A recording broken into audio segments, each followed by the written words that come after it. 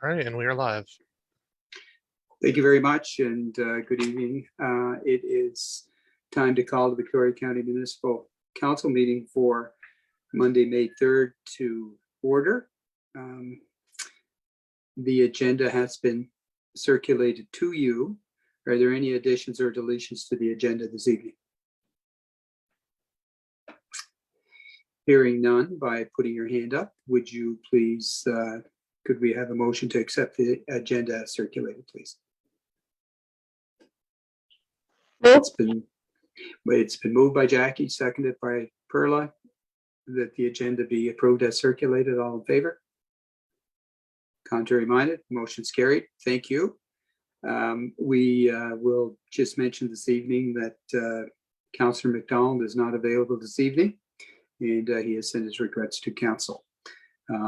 The other issue that we just want to bring up, we had a meeting earlier today, and some folks have been having trouble with their internet, so they may appear to be in and out of the meeting, and we can't control that. So just if that should happen, for those that happen to be viewing, that you understand that it is a technical issue, not a councillor issue or council person issue. So with that, we have approved the agenda, and we have a presentation tonight from Terry Smith from Destination Cape Breton. And welcome, Terry. We always look forward to your presentation, particularly around tourism. It's a big industry to Victoria County. So thank you very much for attending. I'm going to turn it over to you and give the screen to you and go through your presentation. We'll open it for questions upon completion of your presentation, if that works for you. Sounds great, and thank you very much. Just get the screen set up here.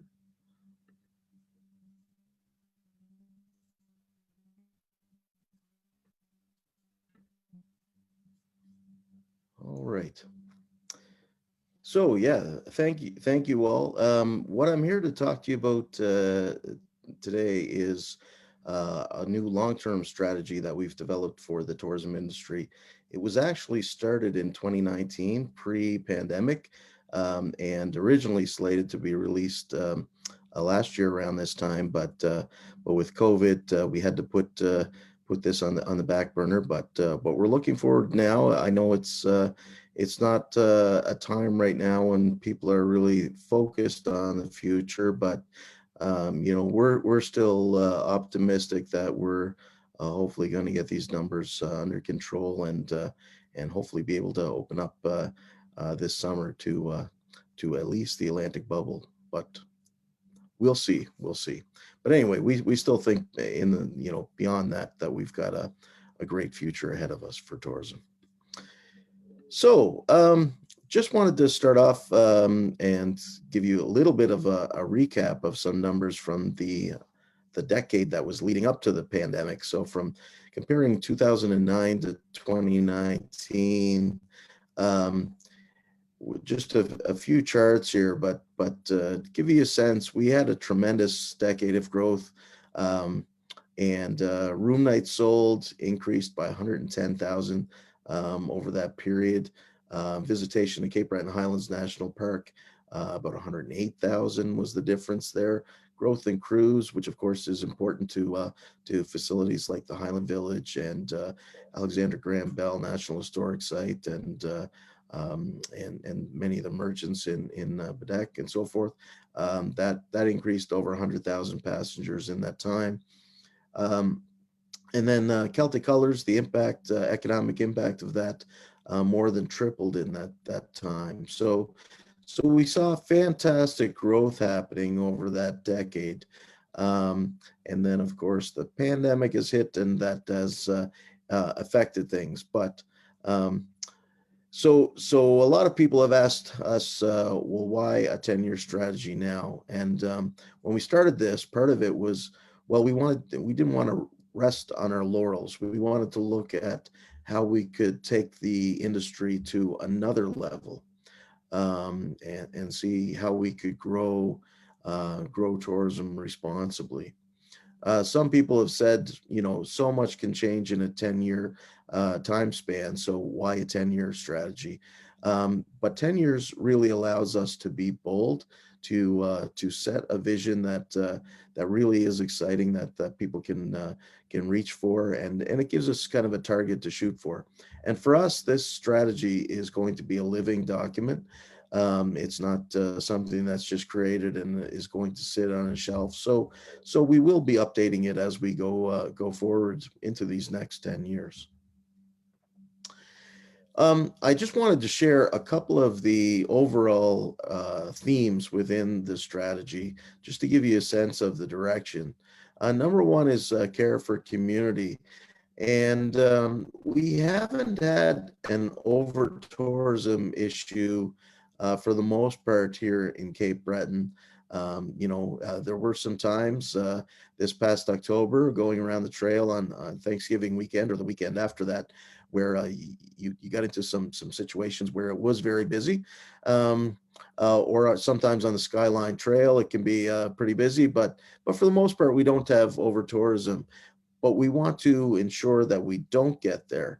There are some places around the world where tourism has grown so fast and so unsustainably that it has impacted the quality of life of residents.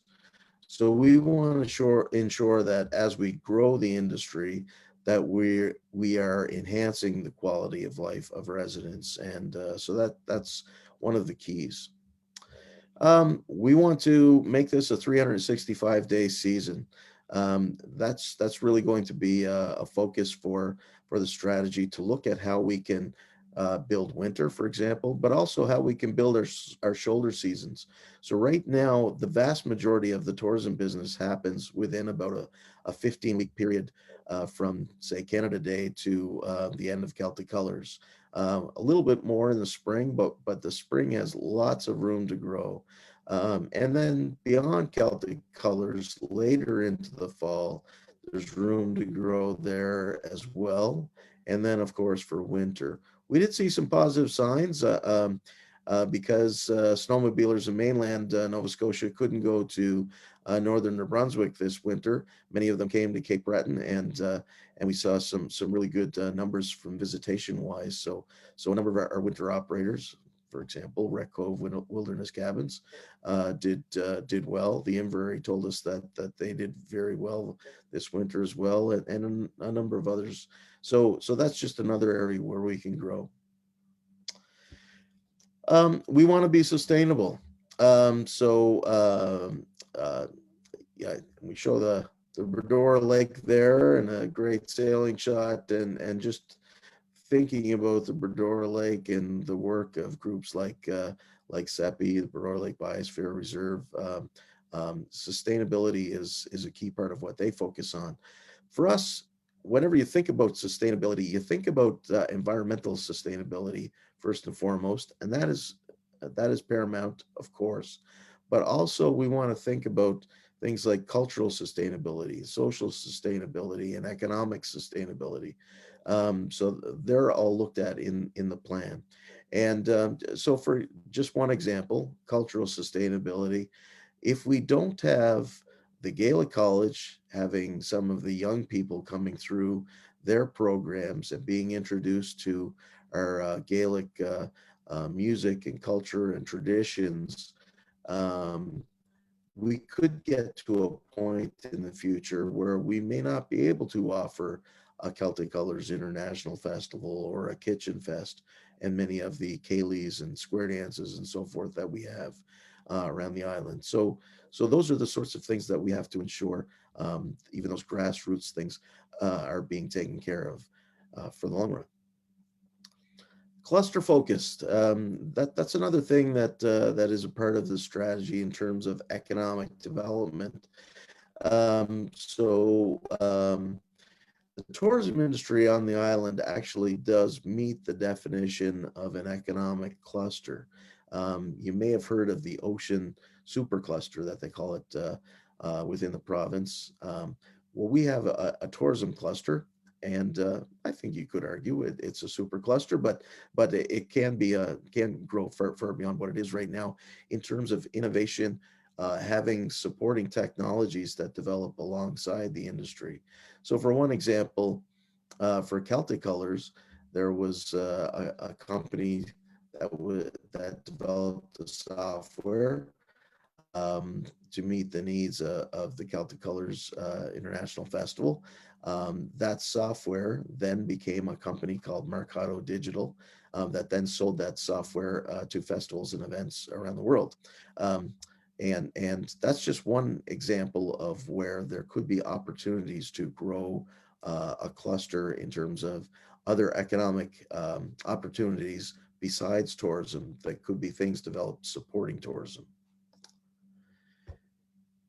Digitally driven. So of course, these days, from what we do marketing wise, digital is the key focus.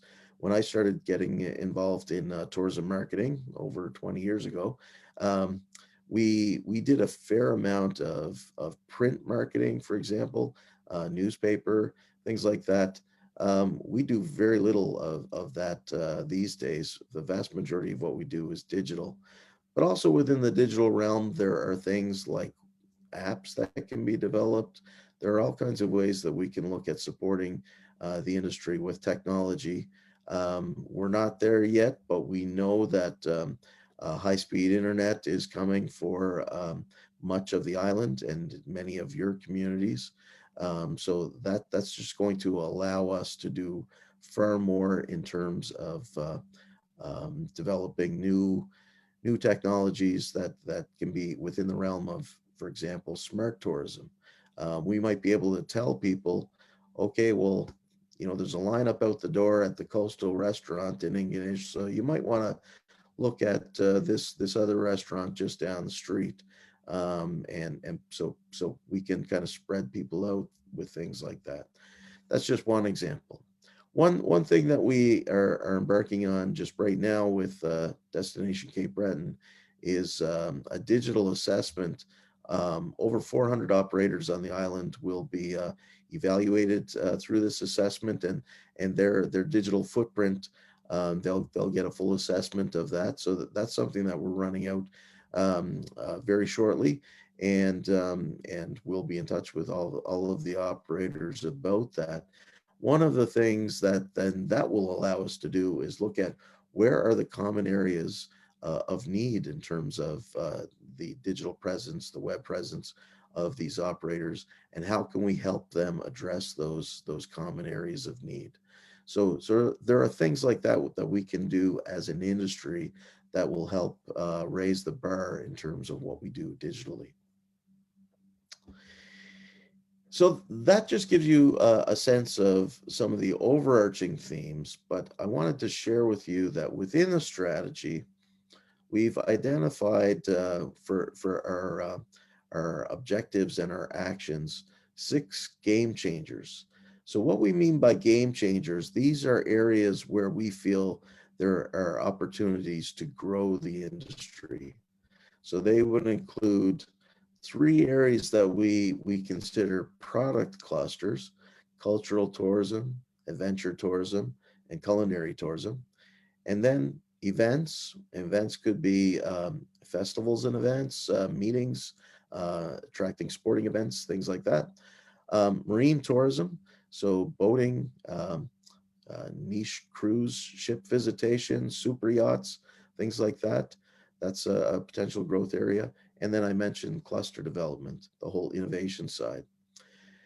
So those are the areas that we think we can see growth. And then we have identified 6 supporting themes. And these are areas that they may not be the growth areas, but it's necessary that these areas be looked at to ensure that we can grow responsibly and in a managed way. And these would include continuing our focus on experience development. This is something that we work on a fair bit with operators and with Tourism Nova Scotia. Sustainable tourism, I touched on that before. Strengthening our tourism business climate. So for example, about 70% of non-accommodation spending in most destinations happens after 6 p.m. But in many of our tourism areas, there isn't a lot to do after 6 p.m. in some communities. So there are things we can look at doing there, hopefully to encourage more activities to take place and getting some more dollars out of our visitors' pockets. Um, Excellence in visitor experience. And I know that the municipality is doing some work on washrooms, for example, around the Cabot Trail. That would include things like that. Working with our residents to become ambassadors for our island, improving our gateways onto the island, whether that's at the Causeway or at the airport, at Marine Atlantic, and so forth. And then a skilled workforce. So that would include attracting, retaining, and training our tourism workforce. There's a lot of work that we have to do to address labor shortages.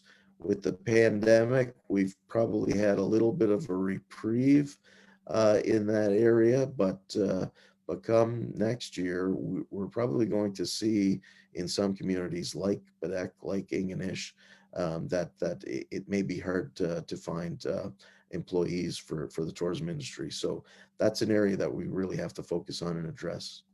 And then finally, there are some things for our organization that we can do to evolve, to focus on taking this strategy forward. This isn't our strategy as Destination Cape Breton. It was developed with a number of partners in mind, including Victoria County and all of our municipalities, federal government with ACOA and Parks Canada, the provincial government, Cape Breton University, NSCC, and the Cape Breton Partnership.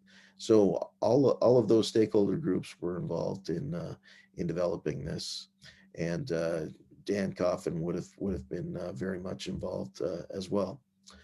And that just gives you a sense of where we are in terms of the 2030 strategy. We had planned, all of you as councillors would have received invitations to our launch, which had been planned for last Thursday, which we decided it was prudent to postpone until we know we're getting beyond this current rise in cases. So hopefully we can get that done before the end of June.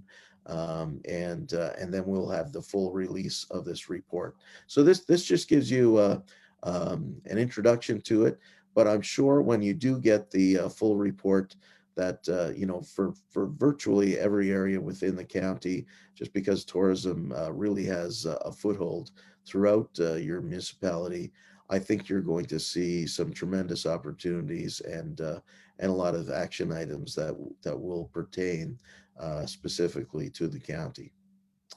So with that, I'd be happy to answer any questions. Thank you very much, Terry, and thank you very much for the very fine pictures of Victoria County that you incorporated in your presentation. It covered most districts. So we will open it to questions, and I'm sure their council does have some questions or comments. So perhaps we'll start with district number 1 with Councillor McNeil and work our way from there. Thank you, Warden, and thank you, Terry, for the presentation. And that was an excellent final picture you had up there for the questions for the Highland Village.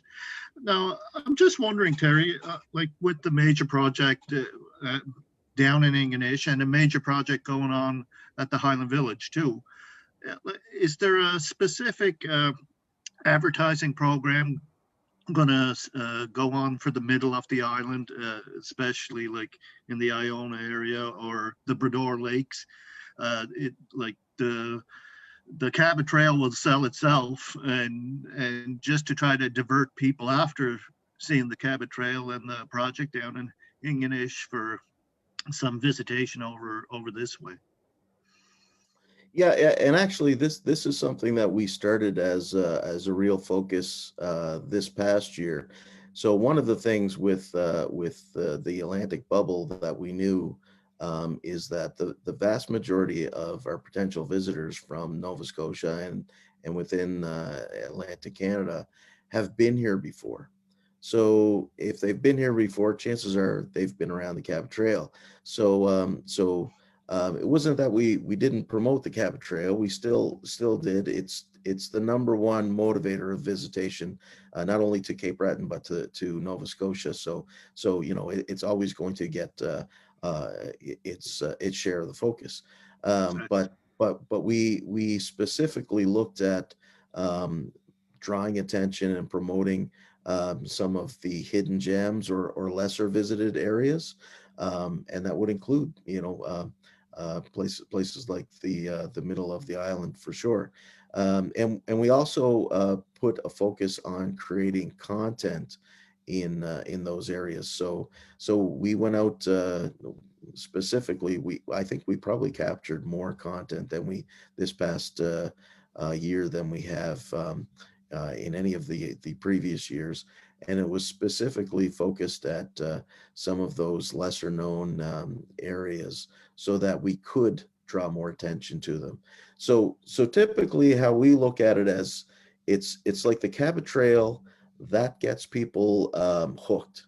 Everybody wants to come here and wants to go around the trail. And of course they do. And in doing that, we want to educate them that, the trail is not a 6-hour drive. You need a few days to experience it properly.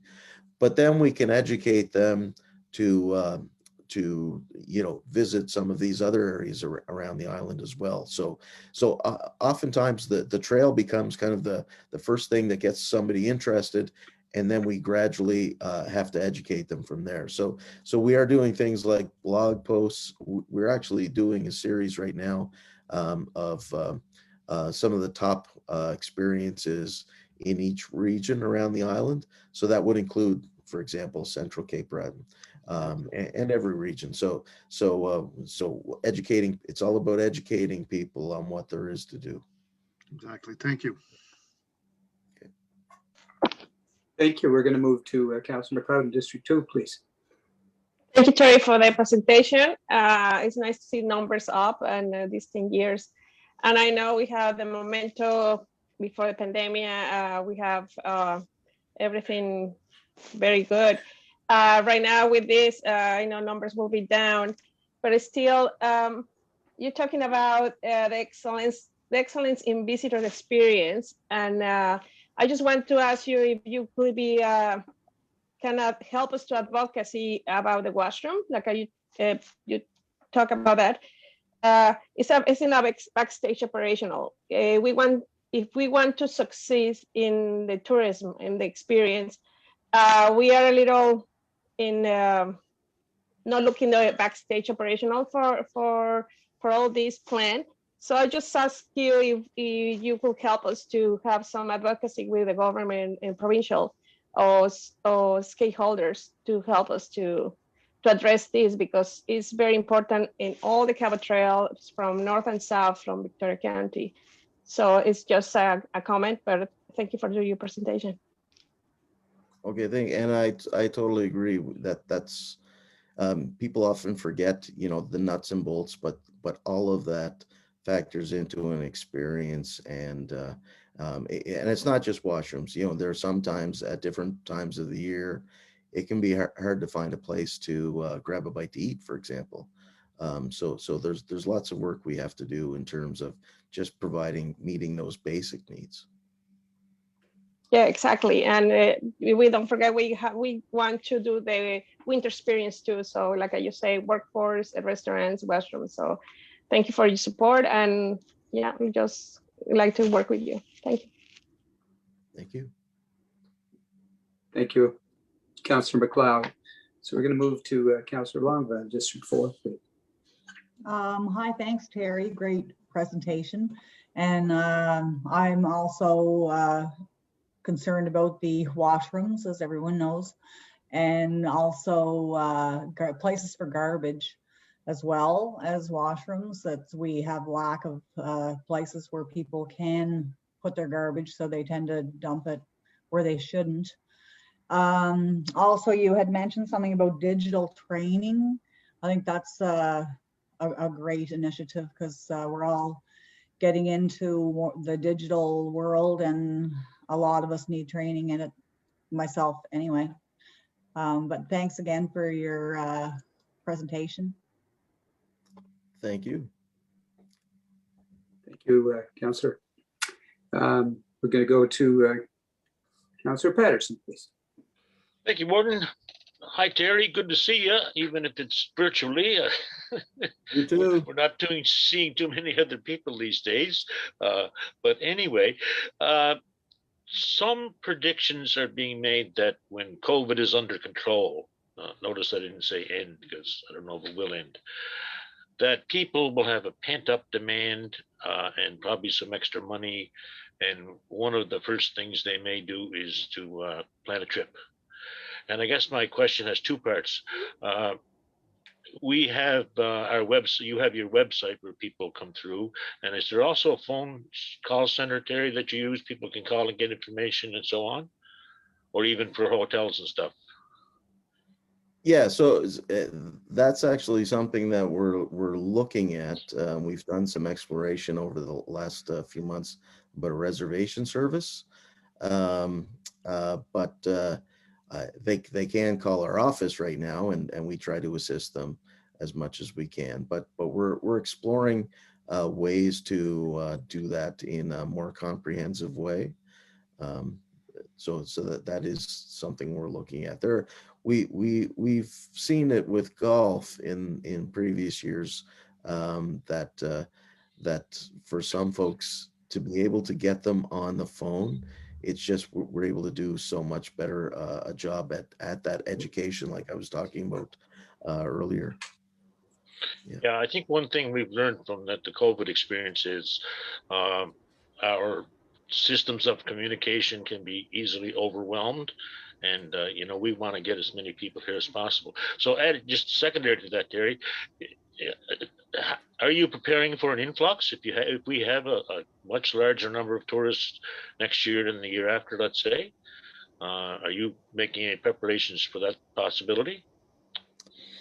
Yeah, and we're actually this year actually we had seen from January 1st up until before the third wave started. Google does this tracking at how many people are searching for accommodations or for flights, and people in Ontario, which is our largest market in pre-pandemic times, people in Ontario looking specifically at Nova Scotia, we were seeing a really strong and steady growth, and then we were seeing things like the flights coming back to the Sydney airport, and we thought it was all looking positive just a few weeks ago. So it's anybody's guess, but yeah. So that is something that we are preparing for. The first folks that are likely to come back from the rest of the country are visiting friends and relatives, and so we're looking at some specific things targeting that group. But for 2022, we're planning on doing a celebration that's a year of music celebration, and so we're working with a number of partners in your municipality, for example, like the Gaelic College, and we're theming that to provide a much bigger focus on our music, and using that as another way that we draw people back in. So Thanks, Terry. That's Thanks, Terry. Hope to see you soon. Really see you. you do. Thank you very much. And we're going to move to Deputy Warden Daphne first. Yes, thanks very much, Terry. Great hearing the plans going forward. And like you said, once we get out of COVID, hopefully things are going to bounce right back, and I'm pretty sure they are. Like you mentioned, a lot of great stuff going through Victoria County, but Cape Breton as a whole. And we're very excited here in Ingonish to be working with Destination Cape Breton and making sure that K Smoky Holdings and the marina here in Ingonish, everything gets up and running. A lot of great work being done over there, and we're really looking forward to the future. And like I say, thank you very much for your presentation, and I'm sure we'll be talking again. Thanks, Larry. Yeah, I was just up there and met with them, those guys, just before we locked down, actually, and it's exciting some of the progress that they've been making. I know they had some challenges, but they're moving ahead with progress at Cape Smoky, and it's really exciting. That's going to be a game changer in itself, I think. Thank you very much. We're going to district number 7, please, Councillor Corrigan. Hi, Terry. Thanks for the great presentation. It's very important to get people to our island and have them stay here, and Victoria County especially. I don't know how much pull you have or whatever, but our roads, that's a major thing. Tourists, they complain about our roads. And our high speed, which is looking up to get, but getting people to stay more in communities. We have to have more community involvement in certain areas, which I don't know if you have any plans for Victoria County in the future with that. Yeah, so I mean, it's part of that ongoing education for sure. One of the things that we're looking at, not just for Victoria County, but around the island, is supporting our events even more, encouraging the development of new events. We were part of a meeting just a few weeks ago about a new snowmobile festival that hopefully is going to be launched next year. Things like that. We have a bit of an education battle. So there are many it comes kind of from the motor coach days, but there are a lot of travel and tour companies that have these 7-day maritime itineraries where it's like you can come see the whole Maritimes for 7 to 10 days or something like that, which is ludicrous, as we know. And we're trying to encourage people to spend, at least 7 days here in Cape Breton. And so that's a battle that we have to fight against in trying to encourage people to spend more time here. And we're working with tour operators on that, and some have developed specific itineraries where it might be anywhere from 7 to 14-day itineraries specifically for Cape Breton. So hopefully that can keep people here on the island longer and in communities longer. The roads. I wanted to mention that of course that's part of the visitor experience. And so there is a specific action, or actually a couple related to roads that are in the strategy, and that's something that I think we just have to keep on pounding for and advocating for. We've got spots. Like I said, it is the Cabot Trail, just as one part of your municipality, is the #1 motivator of visitation to Nova Scotia. And we've seen some investment, and that's always welcome. But the fact that there have been some portions of that road and other roads that have been let to get to a deplorable state, I think we can't let that happen again. So I think we have to keep pushing for better roads and high-speed internet, and that's always got to be a focus, just at, like I said, providing that basic experience for folks. Thanks. I always encourage people, when they do the Cabot Trail, do it both ways. Absolutely, and that's a great suggestion. And to get off the Cabot Trail and go to all of the other beautiful areas that are just off it. Going up. I think your area, Jackie or Councillor, is up through Neils Harbor. Am I correct? Yeah. So taking that route is absolutely spectacular. Going up to White Point and very pretty. Yeah. And I make sure that anybody that stops, I say, you have to go to Meat Cove. Yeah, absolutely. You have to go to Meat Cove. Yes. Thank you very much, Terry. Thank you.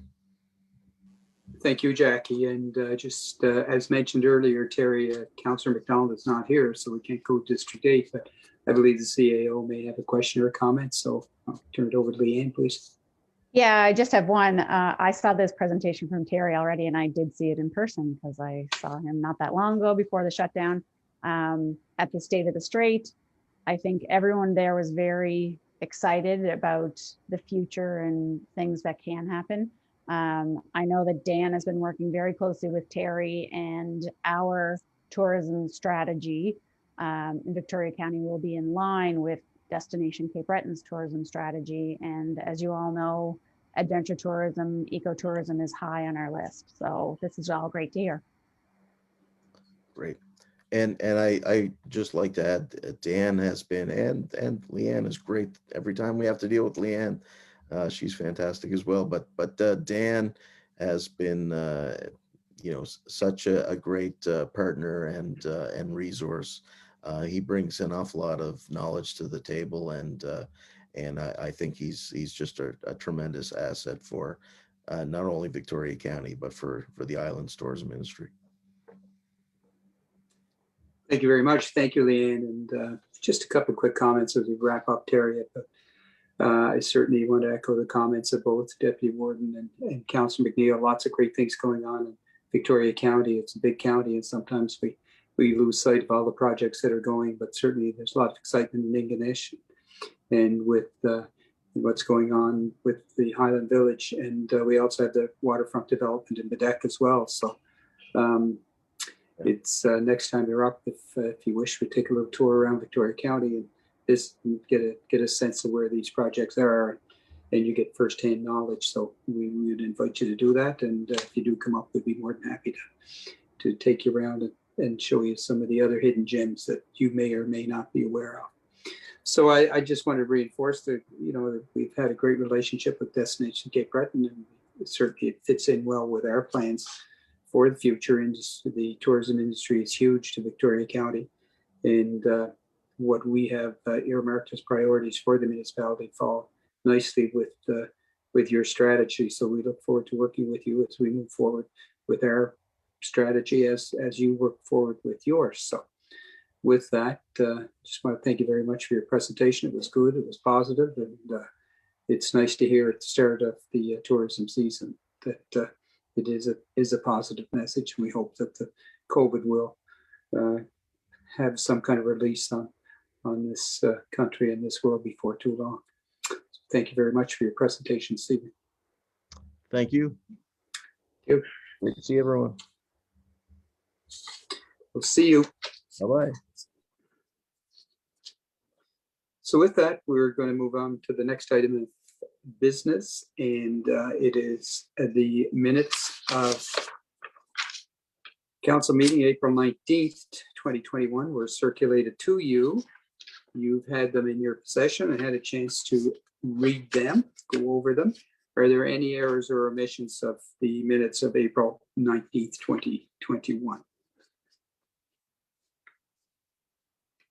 If you're okay with those minutes, could we please have a motion to accept the minutes of April 19th?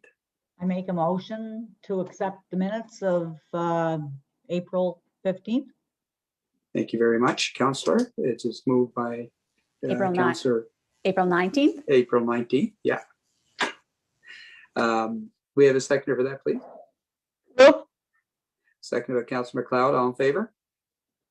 Contrary minded, motion is carried. The minutes are approved. So we approve those minutes. Is there any old business to come out of those minutes? We will turn it over to the CAO, please. Yeah, okay, so I have a couple of things. I had a discussion with Irving this last week, and we will be looking to do a preliminary meeting to discuss some of the letters that we've sent off to them. It's a new employee that's in the role with government relations. So we'll be helping to get him caught up to speed, and he's looking back in his files. I believe John Bain has been in touch with Larry or with the developer related to Franey Estates down in Ingonish. We also have looked to, we've scheduled a housing and land meeting, and we will be scheduling a bylaw meeting also. There may have been one that has gone out already check your schedules for that. Larry, I've been trying to contact Department of Environment. The voicemail when you try to call there is full. I'm not sure if there's anyone in the office or not. I've sent 2 emails. I'm keeping trying, but if you have a contact, I'll take it. And then also I sent out a request to all councillors. I was in touch with Nova Scotia Power on, they will go and have a look at the poles to see if the signs that are on telephone poles are in any way if they disturb whatever the pole needs for their workers. And if it is an obstruction, they will look to take them down. So I'm looking to get any addresses from any of you. They need the specific civic addresses so that they can go and look at where the areas are that we have a concern with. So that's what I have coming out of the minutes, old business.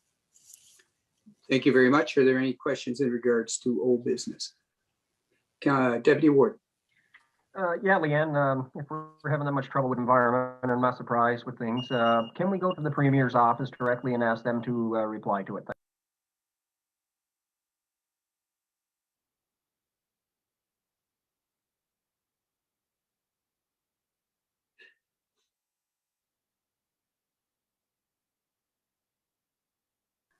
Sorry, the test page comes out every night during council session.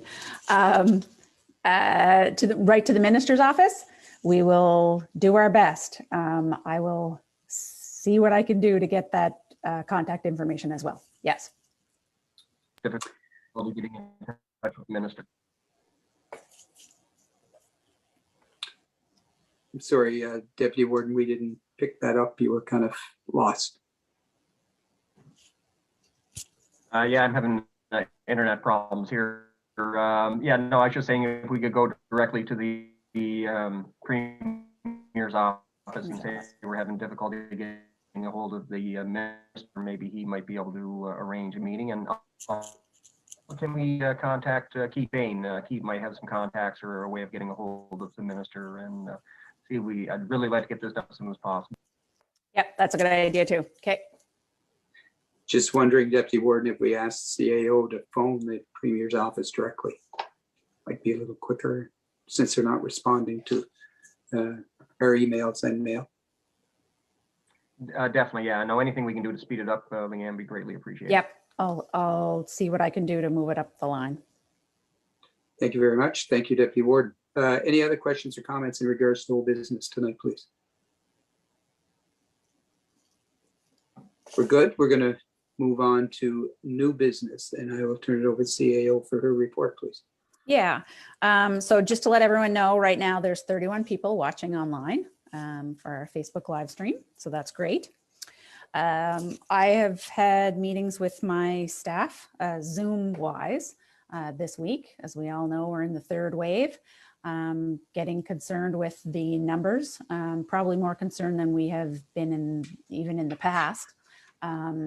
So currently I have allowed staff or encouraged staff to work from home if they felt the need, but also if they wanted to, that they still had the ability to go into work. So if you see cars at the office there, we are set up, we're closed to the public, but we are set up with everyone to have their individual offices and plexiglass, and we are set up with COVID protocols.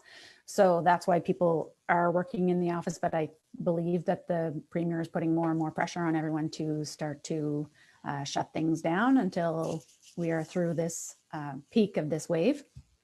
So I'll be sending something out whenever we decide to make another move on anything related to that. But currently, everything is closed to the public, all of our facilities,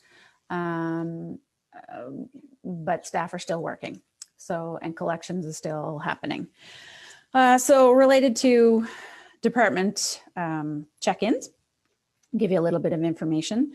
Our senior safety officer has been dealing with some concerns from seniors over getting the vaccine. Some are actually have been available or have met the qualifications. As we know, the numbers are now down to 50, or the age group, but some are having concerns over actually getting the vaccine. So she's working with seniors that are having some concerns. Just to let everyone know that also the volunteer fire departments are still continuing to do deliveries for those residents that need some help getting groceries delivered to them. That was something that we put in place during the first wave, I believe it was last March, and the fire departments are still available to doing that. That was a great partnership. She's also working on gathering housing reps from around the county and the province and looking at housing gaps related to seniors. And she's continuing to deal with digital issues related to some seniors. I think there was a program that was going to start teaching them about Tech Connect, getting connected with actual tablets. And I'm not exactly sure if that's still going on right now with COVID, because we don't want anyone out. This is more of a social shutdown, and we are not encouraging anyone to be gathering in numbers outside of your household bubble. In tourism,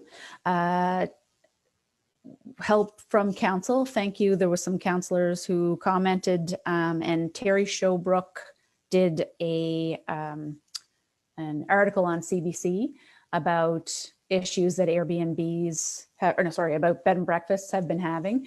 And she thanked council for their support related to that. And she's brought her concerns forward to the minister. So we'll see if that gets any help on anything. Lydia in active living and recreation. She is actually, when we had our meeting, when senior safety officer was talking about having some housing gaps, Lydia said that she had some housing contacts. And so our departments are working together on solving some issues that they're coming up with. She also has the volunteer awards that have all come in now, and she will be in touch, or I believe that she has been in touch with all of you about distribution of those. So we're looking for a COVID safe way to have counselors deliver the volunteer awards that have come out. And Lydia did a great job this year on arranging awards. She's also working on mental health first aid. The Ingonish session went really well. And after that, again, the third wave broke out and the other sessions have had to be postponed for now. So we will be coming up with new dates related to those. And it's really unfortunate because that was really an important training that was happening. So hopefully we can get our numbers down and get back to doing some of these things.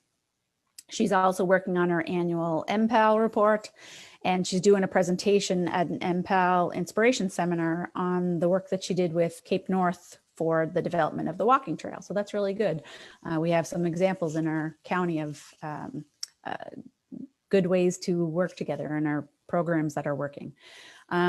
She's also looking to do a few website tweaks so organizations can find grant applications online related to provincial or federal grants also that could be available for different groups, so that they don't maybe cutting out the middleman, so they wouldn't have to make sure that they contact her.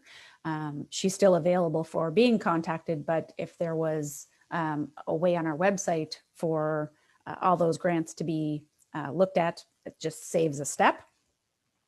She's also looking at some COVID relief initiatives to see if there's a way to keep people safe and active during COVID. Not exactly right now, but as things start to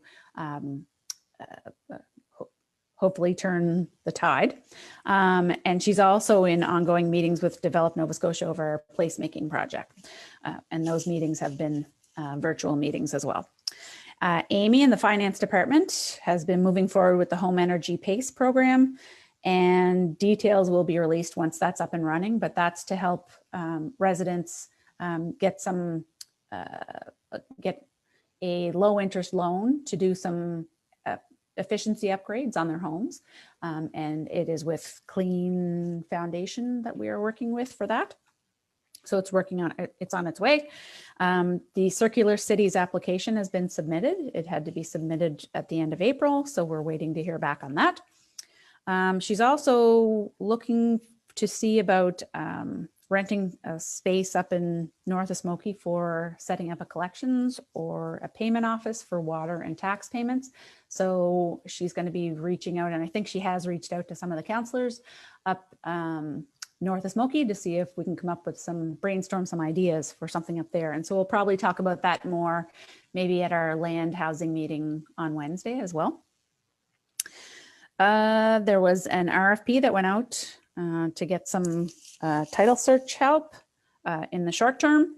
And she's working on updating our network and backup. So we're moving to a new cloud-based system, and you all will be getting your own cloud-based portal with some council information in the near future, also with a project that we have, an easy way to find some information.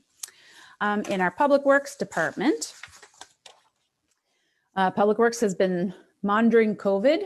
I'm not exactly sure right now what the date related to heavy garbage will be based on, again, being in the third wave, but we will keep everyone up to date. It will happen. It just might be postponed for a while. So fingers crossed on that one. And also our reuse center, both areas are postponed and are on hold based on the third wave. Robert's been working with developers down in Ingonish on the wastewater treatment plant in the Ingonish area.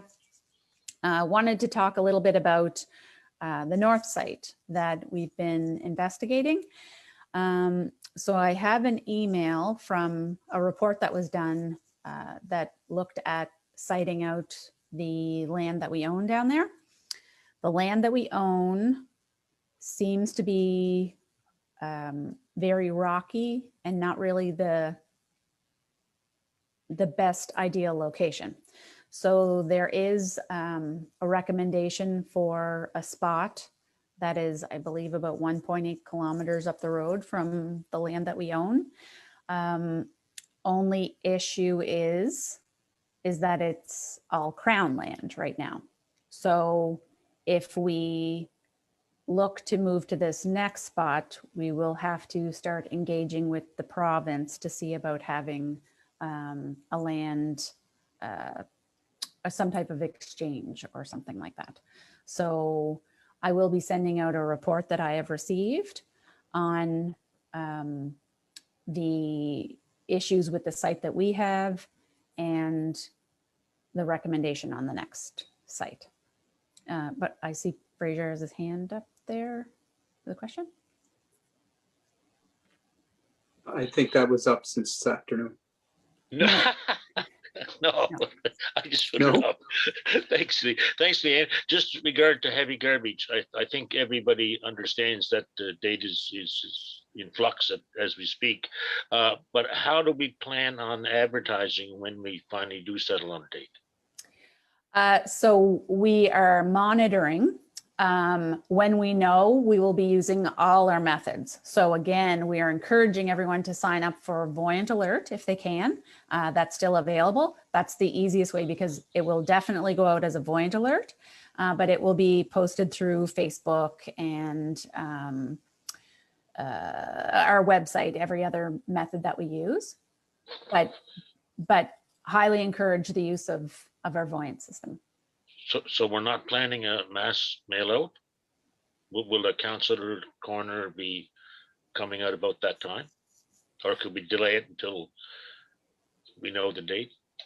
I don't know what the date is of the next council corner. Maybe Jocelyn will chime in on that. I can't read what you wrote there, Jocelyn. I'm sorry. Maybe So- you can just check. It's not going to be in the next couple of weeks anyway. So Right, our original date was May 31st, right? May 31st, yes. Yes, so it's Now- not going to be now- sooner than that.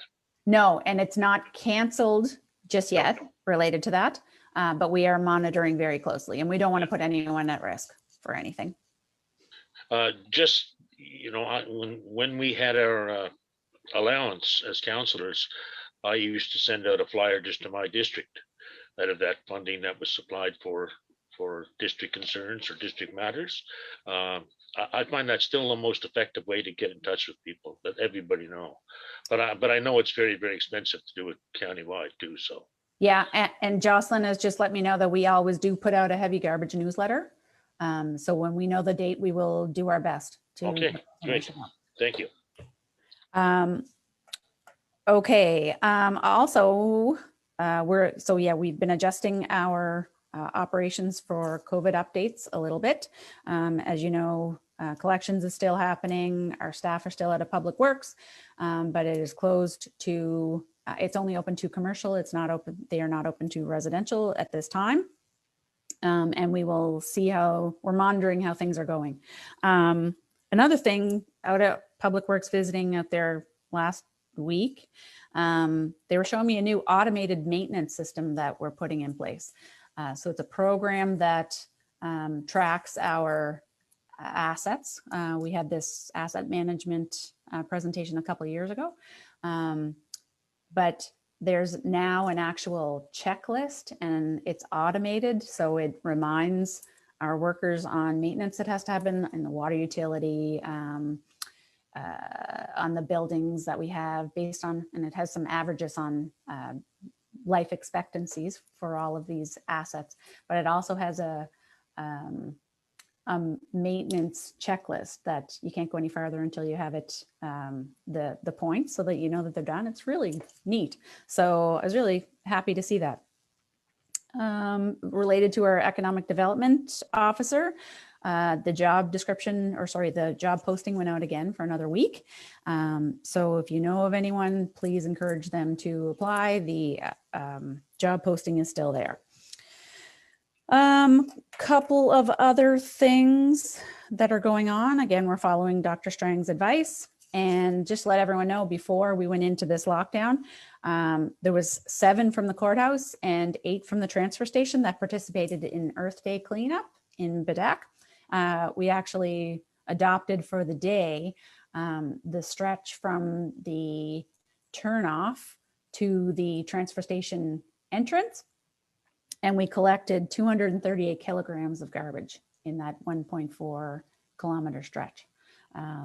So it was frustrating to see all that, but really it was a great day. We accomplished a lot related to that. So thanks to everyone that did that. So that's what I have for this report. Thank you very much, Leanne. Are there any questions or comments for the CAO tonight in your report, please? Just one, just regarding for the, right now for COVID, I know Jocelyn is going to send some information. Can we do like a no campaign, but like a send more information more often to remind the people for social distancing, wash their hands, like the same, like a year ago, like I start reminding the people. Yeah, we, okay. More often. Yeah, we have all that information on our website right now. And I think we have links to the provincial department, but I think as it seems to be closing in on us, some ramping up that is a really good idea. So yeah, we'll see what communications can come up with for some more reminders. Just simple, just remind them, you know. I know sometimes in Facebook just scroll all the time, but at least, you know, because right now we have them here now. It's more closer. Right. Yeah. Thanks. Closer than it's ever been. Thank you, Councillor McLeod. Any other questions or comments? I have 2, Leanne. Just, you know, we also want to echo thanks from council for staff doing that. That's a lot of litter that you picked up in a 2-kilometer zone. It's hard to believe, but that's just the nature of what happens over time. And the second thing is, you had mentioned a bit of mental health first aid, and I've seen it advertised, and I know it's been rescheduled. I didn't see any for South. I saw notices for Ingonish and for, I think, Bay St. Lawrence, but are they looking at expanding across other areas in the municipality? Yeah, so her two test sites were in Ganesh and Bay St. Lawrence, or not really test, but that seemed to be where we were hearing the most Yes. need for it. So started out down there. There was only going to be one in Ingonish, but actually there ended up being enough people wanting to sign up for two of them. So there was two 10-person sessions. And then there was one scheduled for Bay St. Lawrence. And then Lydia's next direction is going to be taking that south of Smoky also. Yeah. All right. We are scheduled for a short break, a 10-minute recess. It is 6:06. I'm sorry, 6:04. So we'll reconvene at 6:14. Thank you very much.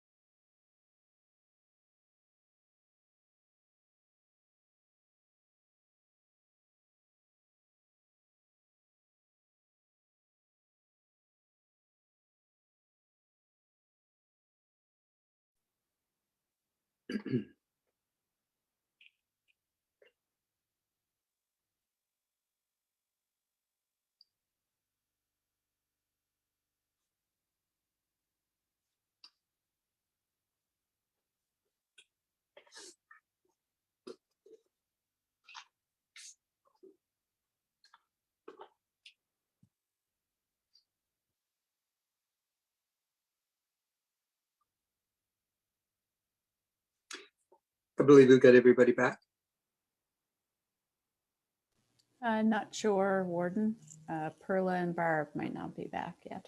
Okay, I see them as participants, but I didn't know if they were just, we'll wait a minute or two. There's Barb. There's Perla. Okay, thank you very much. So we're going to move on with tonight's council session. We're going to go with the next item on the agenda, and it is taxation update, and we'll refer that to CAO.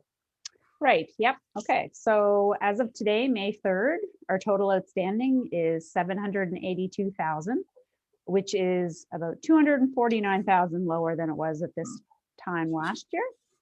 Of that number, of that 782, current outstanding, which means the past year that is just passed, 366,000, and arrears, which is 2020 and prior, that is still outstanding, of 415,000.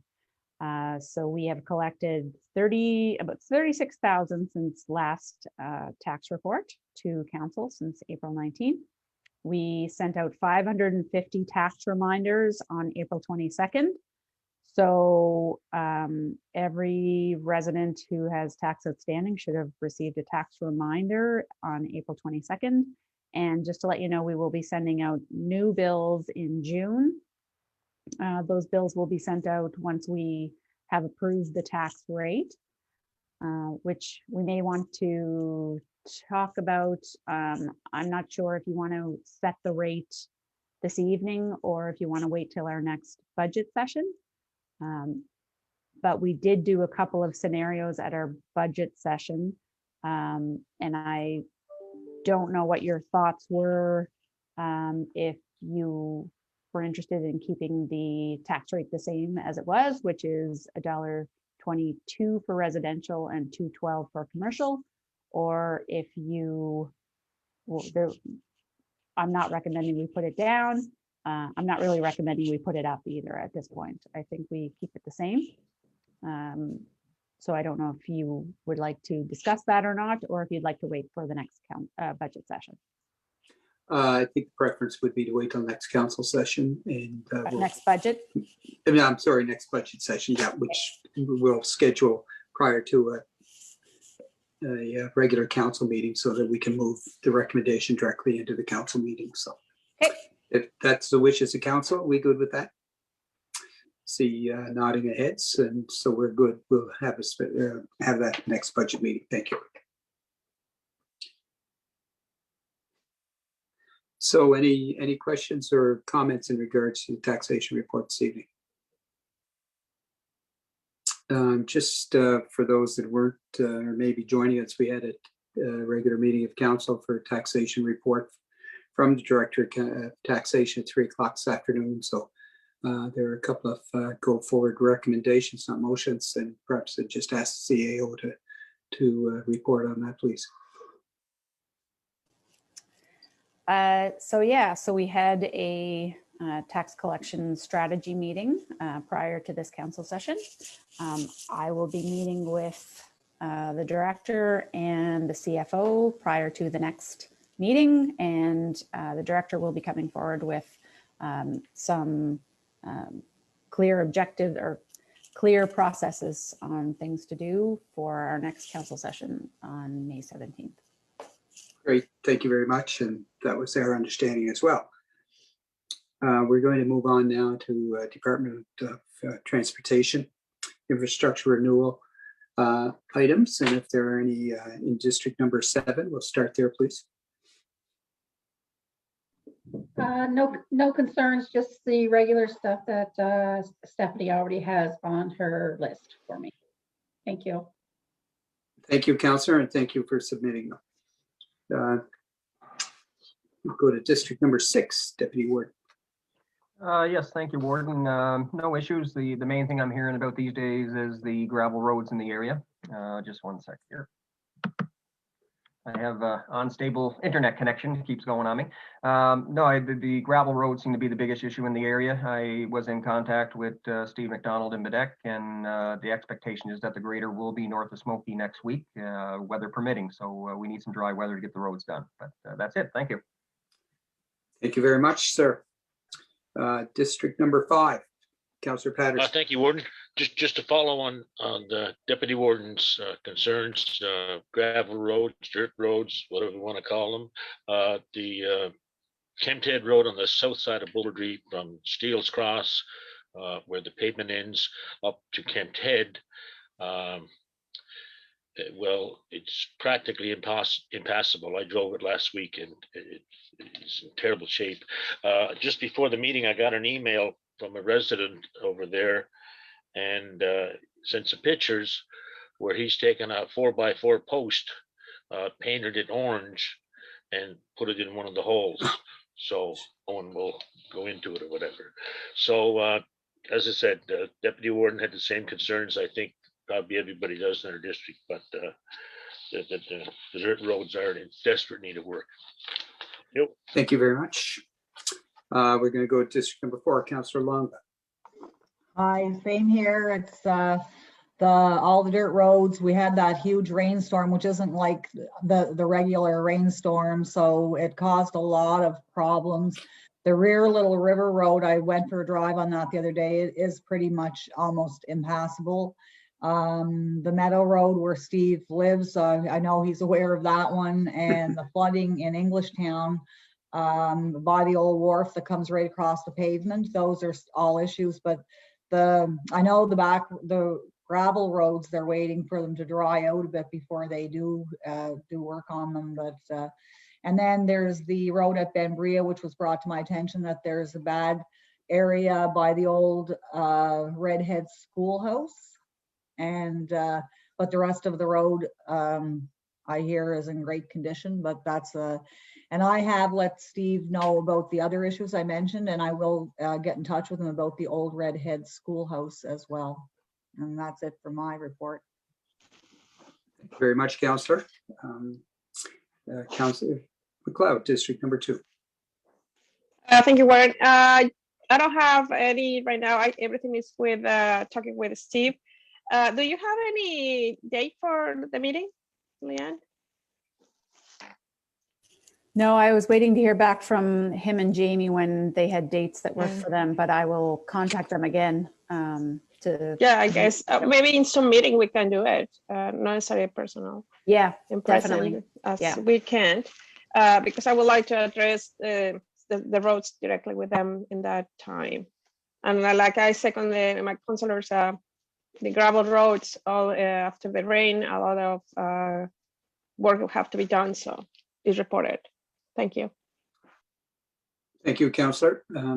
District number 1, any TIR concerns this evening? Thank you, Warden. Just to reiterate the rest of the councillors' concerns about the gravel roads in our area.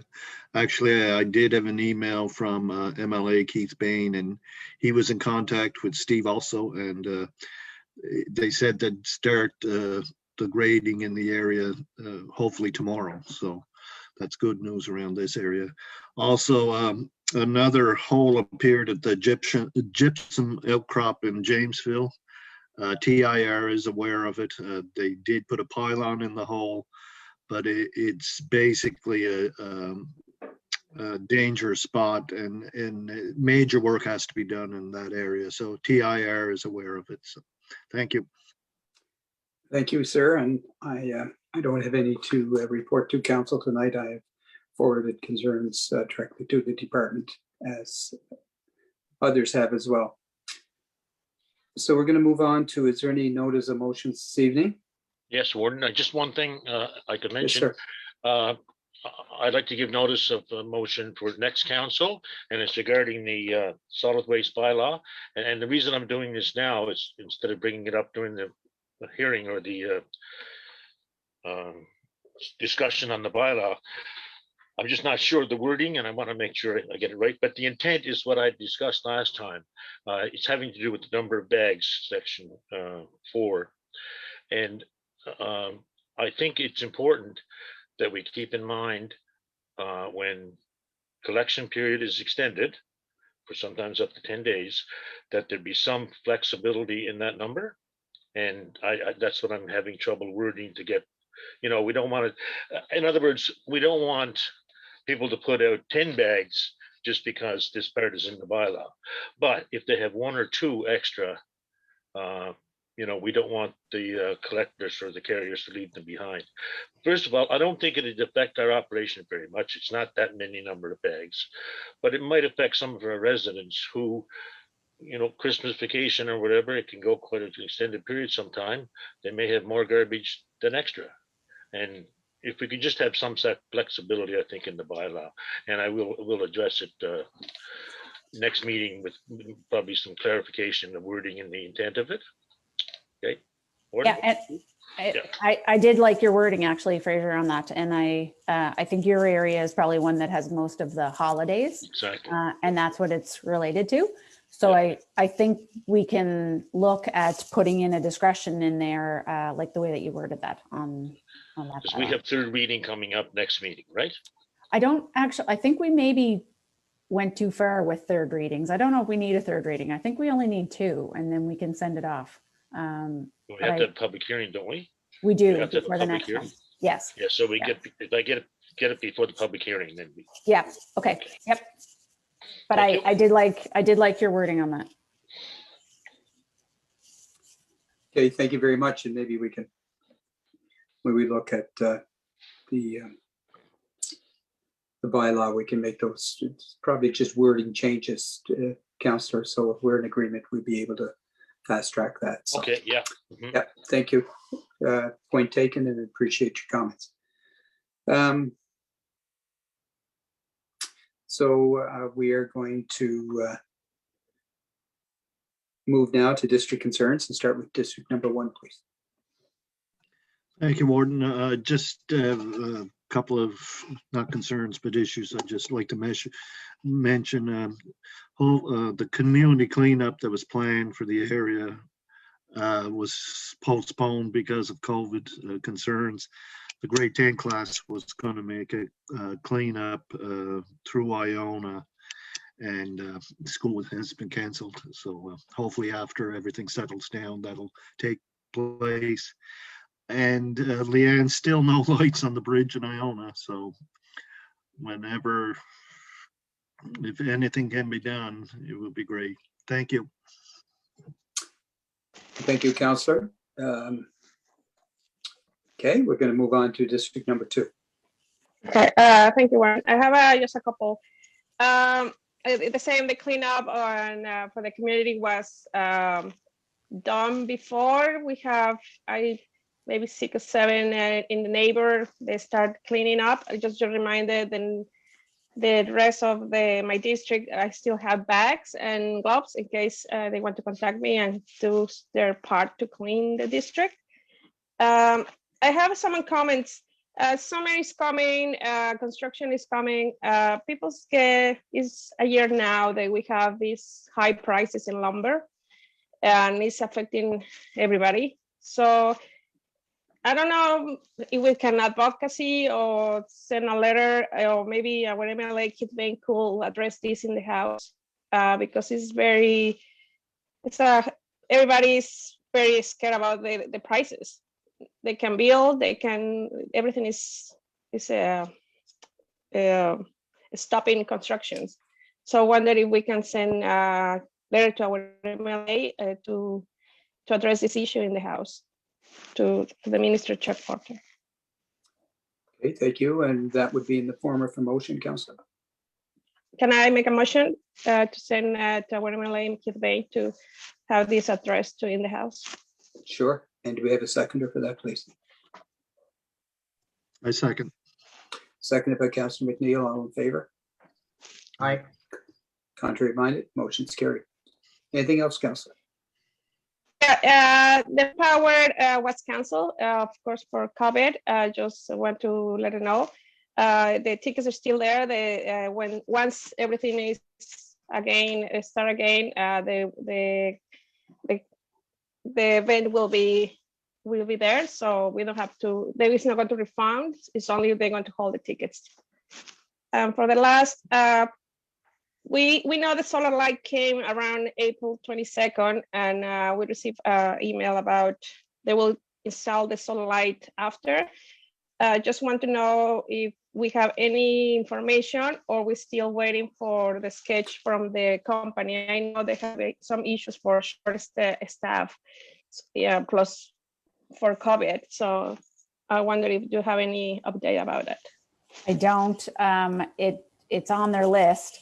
The light is here. I think that I think COVID is putting a wrench in that right now also. So we're just waiting for the company comes and install, right?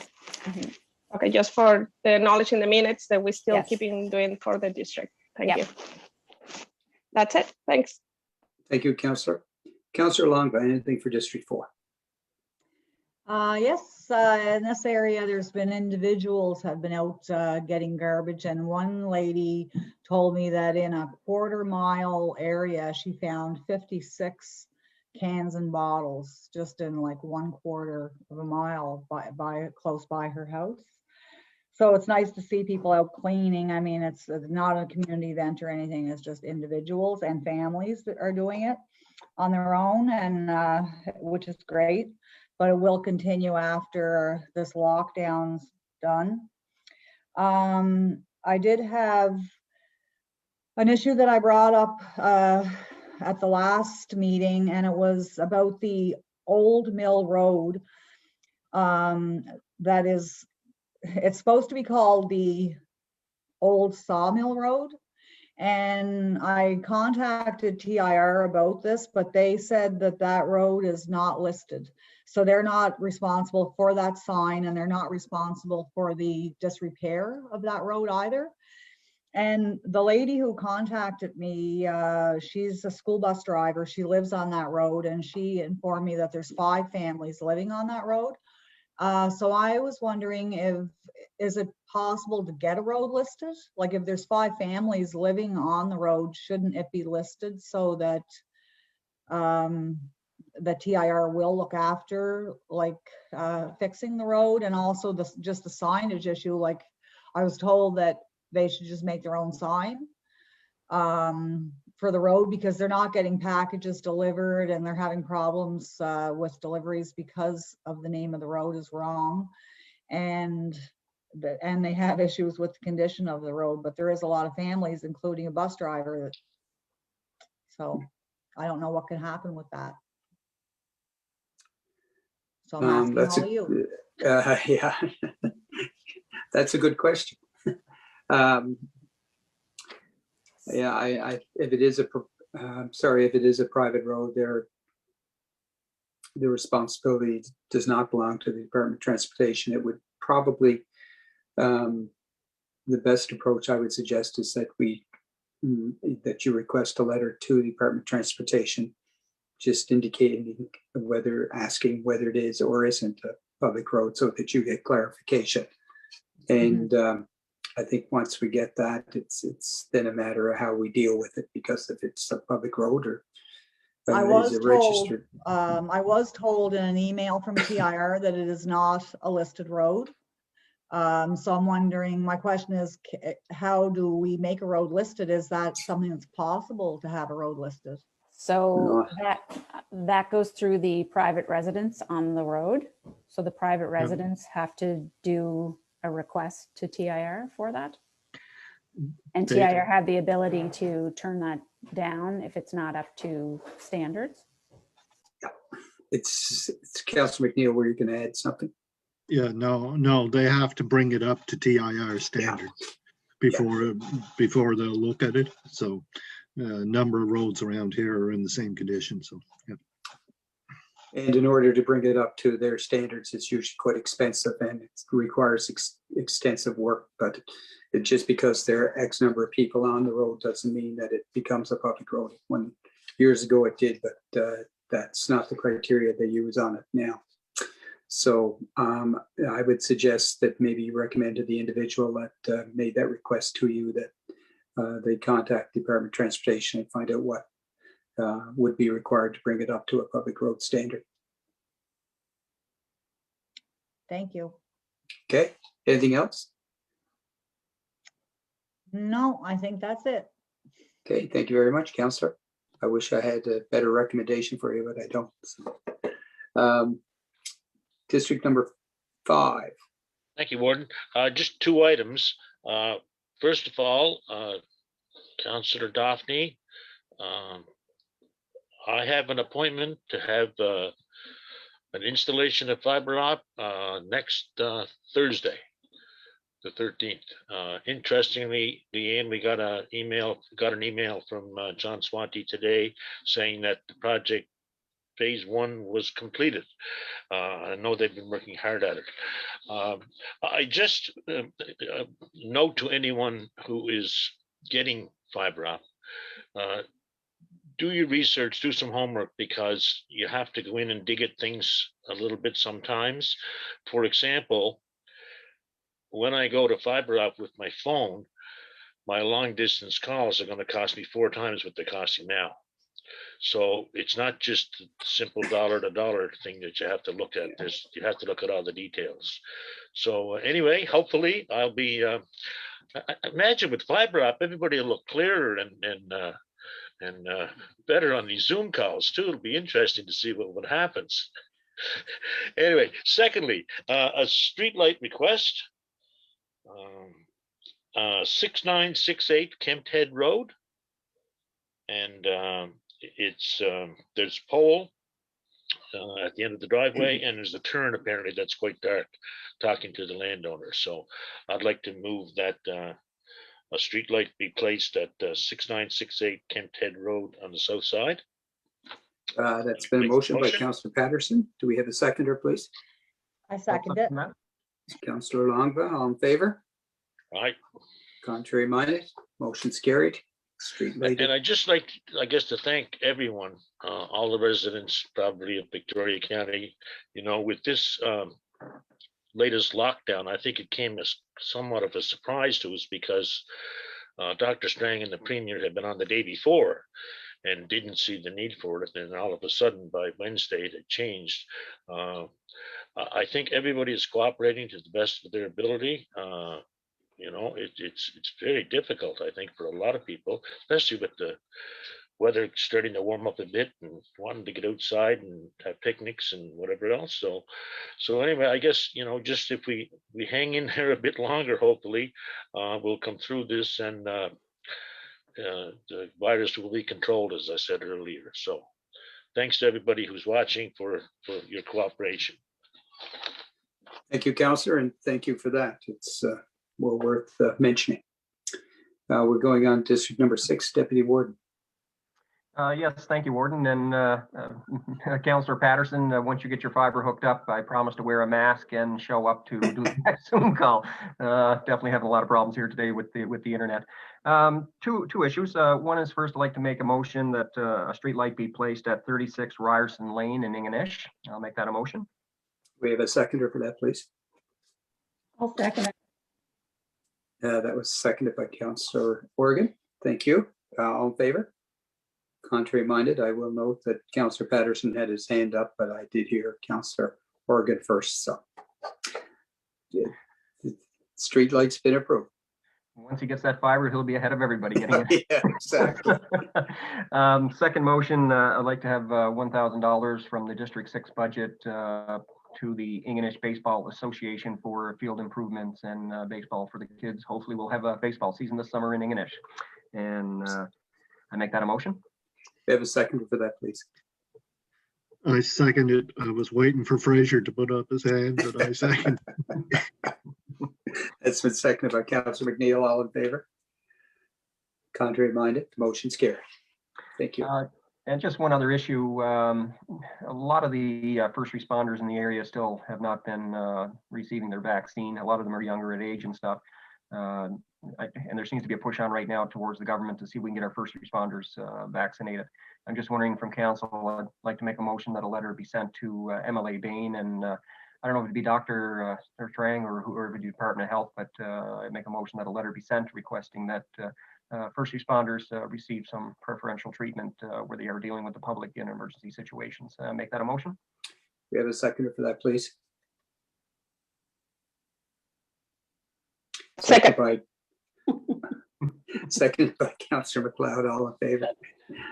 Contrary minded? Motion's carried. I go by audio instead of visual, I guess. Thanks very much, Thank Warden. you. That's it for tonight. Thank you, Deputy Warden. Councillor Organ, anything in District 7 this evening? Not too much, but to mention on Larry's response there about the first responders not getting their vaccine.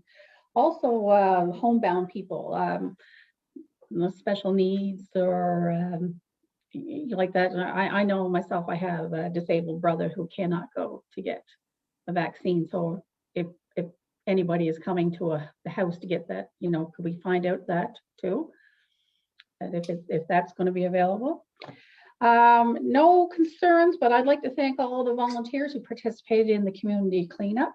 They did a great job. And if anyone wishes to continue with the cleanup, I have garbage bags and gloves. Just message or call me. It was really good, but a lot more needs to be done. So thank you to everyone who participated. That's it. Thank you, and thank you for those comments, Councillor.